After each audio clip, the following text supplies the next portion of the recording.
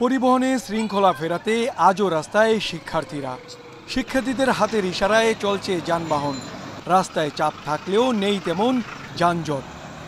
তো আমরা চাই আমাদের দেশ অনেক বড় একটা জায়গায় যে পৌঁছুক, যাতে অন্যান্য উন্নত দেশের মতো আমাদের দেশেরও নাম হোক। যতদিন পর্যন্ত কোনো সরকার ব্যবস্থা কোনো প্রশাসন গঠন না করছে ততদিন পর্যন্ত আমরা ইনশাআল্লাহ চাই আমার বেস্ট। আমরা আসলে একটা সুন্দর দেশ চাই, আমাদের মধ্যে কোনো দলগত চিন্তা ভাবনা নাই। শিক্ষার্থীরা জানায়, বিভিন্ন জায়গায় লুটপাট যারা চালাচ্ছে তারা কোনো শিক্ষার্থী নয়। আমাদের দেশটা যে এখন একটা লুটপাট চলতেছে, যারা আমরা স্টুডেন্টরা রক্ত দিলাম, স্টুডেন্টরা রক্ত ঝরাইলাম, দেখা যাচ্ছে অনেক সুবিধা নিতে চাচ্ছে। কোনো রাজনৈতিক দল যেন ছাত্র সমাজকে ব্যবহার না করতে পারে সে ব্যাপারে আমরা মোটামুটি একটা সতর্ক হিসেবে আমরা চলছি। সড়কে ভোগান্তি কমাতে ঘন্টার পর ঘন্টা দাঁড়িয়ে থেকে শৃঙ্খলা ফেরাতে কাজ করে যাচ্ছে শিক্ষার্থীরা।